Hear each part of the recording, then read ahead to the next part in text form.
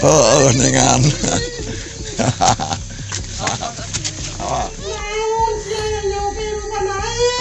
Ya nyecingan di dia aing nu nyak saking sieuna.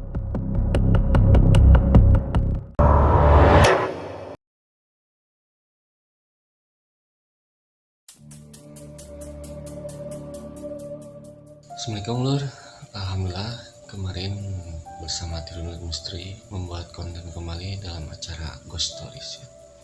Ghost Stories episode 2 ini kami melakukan penelusuran malam ke daerah masih di Sukabumi. Disinyalir memang terdapat aktivitas makhluk gaib yang ibaratnya berlebihan lah gitu.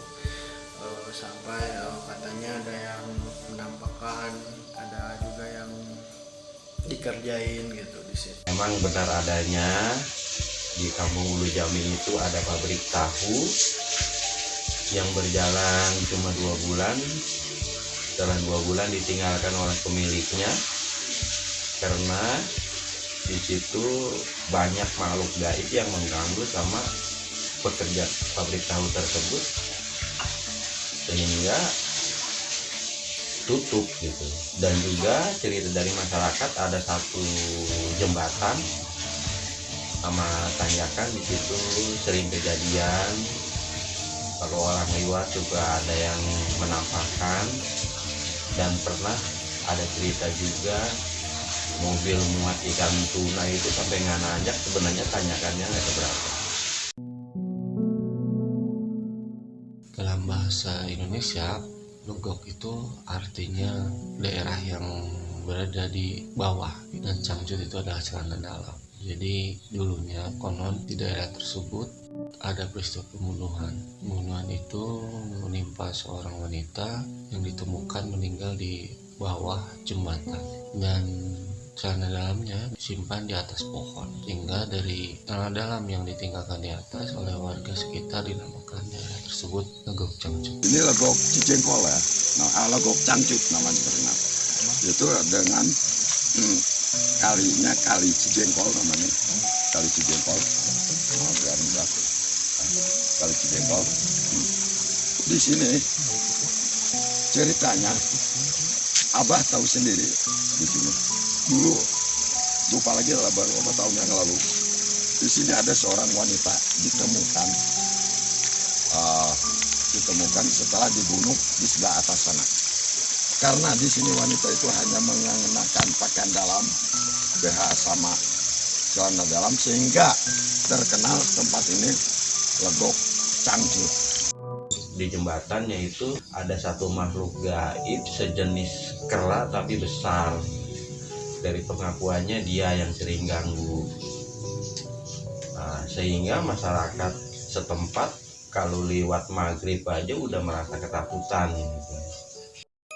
Di lokasi yang memang kami perkirakan energinya paling besar di sana, saya dan Mbah Kudil melakukan pemusatan energi ya di sana ya. Yang kami rasa ya ada sosok yang di bawah jembatan ini yang memang mungkin yang menyebabkan gangguan terhadap masyarakat yang memang melewati jembatan. Dan berapa lama saya merasakan si energinya bergerak ke kerumunan kami.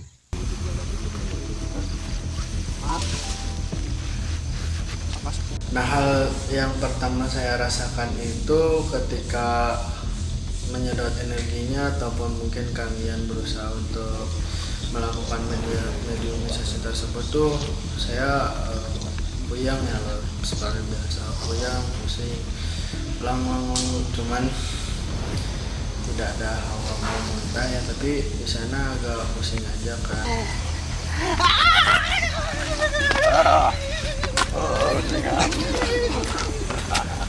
Awas tahan.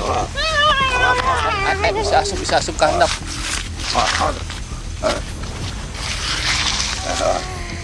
Dia langsung meloncat-loncat seperti sosok kera yang saking energinya besar. Kang Rido sangat aktif dan langsung tergeletak. Sahabat saya yang namanya Rido ya dimasukin, pengen tahu gitu ceritanya. Ternyata dia ngaku gitu. Pengakuannya seperti itu, emang udah tugas dia. Ya emang yang namanya setan ya tugasnya takut-takutin manusia yang takut. Tapi kalau manusia yang berani ya nggak mungkin dia juga takut. Sampurasun. Punten. Para lunan pasukan kurang keda beribados para kanca hoyong kerang sarang anjeun.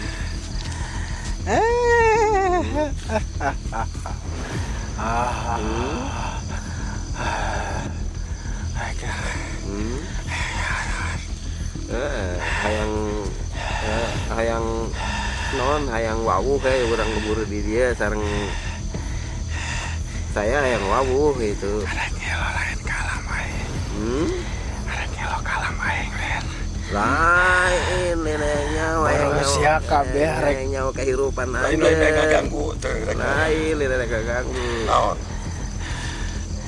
terus naon sia kadarieu rek naon sia kikian Arek nanyakeun aya nyaho pan beritana cenah da saya teh ka dieu teh lain urang dieu ngan cenah aya beritana kitu sok aya nu nyingsieunan di dieu teh urang kampung dieu malah aya ceritana tadi urang lembur dieu teh anu moal lauk cenah sok diganggu bener teh bisa nanyak jam 4 subuh eta mah pagawean pagawean anjeun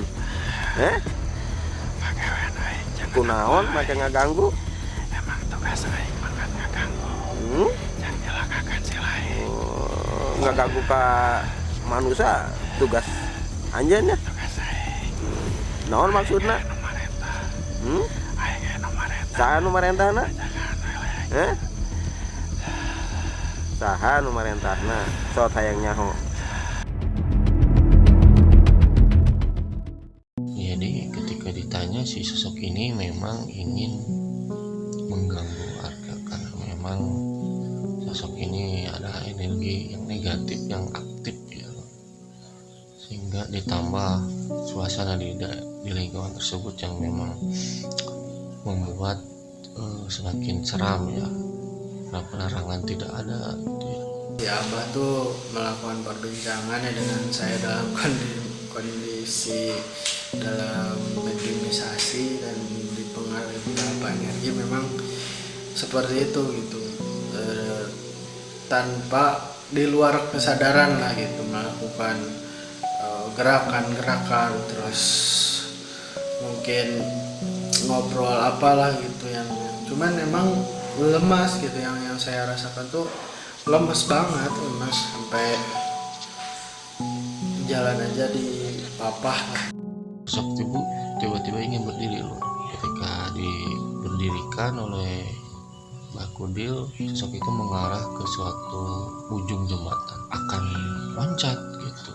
Saya khawatir kan terhadap tubuh Kang Ido yang memang tidak sadar karena dimasukin sosok tersebut. Akhirnya saya inisiatif untuk mengeluarkan sosok tersebut dari tubuh Kang Ido karena untuk keselamatan Kang Ido.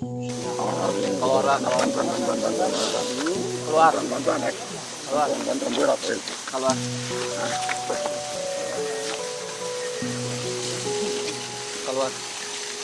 Lebih aman posisi ini.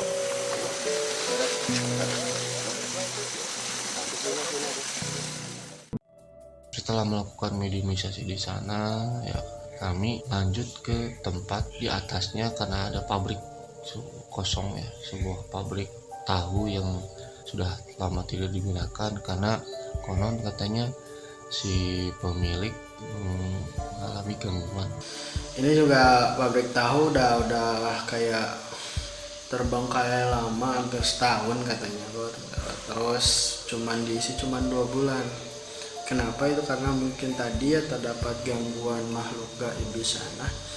Jadi mengakibatkan bahwa para pekerjanya itu ketakutan gitu dan nggak ada lagi yang mau kerja di sana. Di sana Mbah Kudil berinisiatif untuk melakukan dialog komunikasi. Dialog tersebut berjalan alot karena sosok tidak mau membuka informasi.